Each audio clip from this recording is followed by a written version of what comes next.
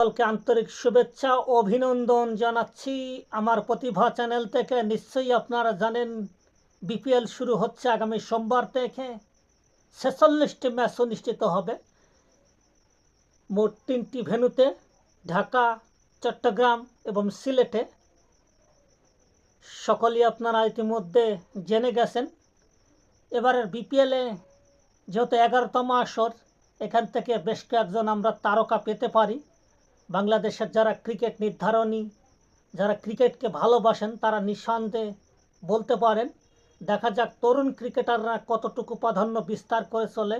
সে সঙ্গে জাতীয় দলে যারা আশেপাশে ঘোরাফেরা করছে, এখান থেকে জাতীয় দলের আসার একটা প্রাণবন্ত দিন খুঁজে পাবে।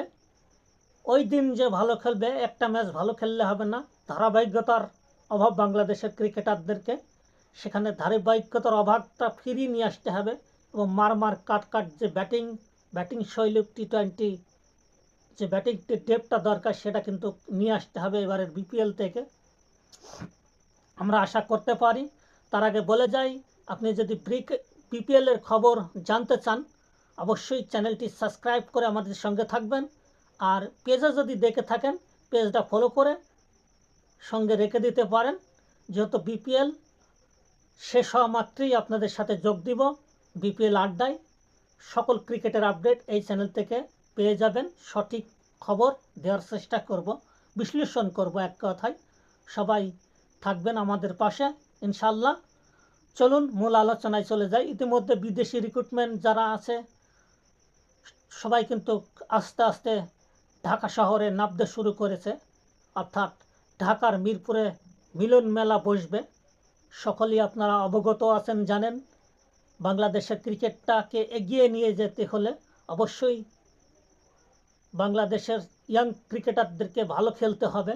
দেখা যাক সেটা বাংলাদেশের ইয়াং ক্রিকেটাররা কি করে, সেটা সময়ই বলে দেবে। তবে ক্রিকেট হচ্ছে মাঠের খেলা। তবে বাংলাদেশ ক্রিকেট বোর্ড বিসিবিকে আহ্বান জানাচ্ছি, অন্তত ব্যাটিং প্যারাডাইসে পিচে খেলাটি অনুষ্ঠিত হওয়ার। যেহেতু ব্যাটিং পিচে না হলে দর্শক যাবে না, প্লাস ক্রিকেটাররাও ভালো খেলবে না। আপনি মনে করেন টি-20তে যদি ১২০-৩০ রান হয়, তখন আপনি মাঠে দর্শক টানতে পারবেন না। তাই আশা করছি আমরা এবারে ২০০-২২০ আশেপাশে স্কোর আমরা দেখতে পারবো। যেহেতু বিপিএলের ১১তম আসর, জমজমাট আসর, সবাই আপনারা জানেন, অবগত আছেন। সবার কাছে অনুরোধ করছি, সবাই একটু বিপিএলটা দেখবেন, এবারের বিপিএল। আর ভালো লাগলে ভালোবাসা দিয়ে পাশে থাকার চেষ্টা করবেন।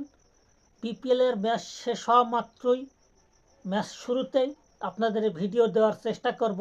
কোন খেলোয়াড় কি করছে, কত তার পারফরমেন্স, কত রান করলো, কত উইকেট পেল, কত ক্যাচ ধরলো, কিভাবে ম্যাচটা ফিরিয়ে নিয়ে আসলো, সব বিষয় নিয়ে এই চ্যানেলে আলোচনা করব। ইনশাল্লাহ আপনার আমার সঙ্গে থাকবেন। আর কে কোথা থেকে দেখছেন অবশ্যই কমেন্ট বক্সে দ্রুত জানাইতে পারবেন। আর ভিডিওটি পেজে দেখলে ভিডিওটি শেয়ার দিয়ে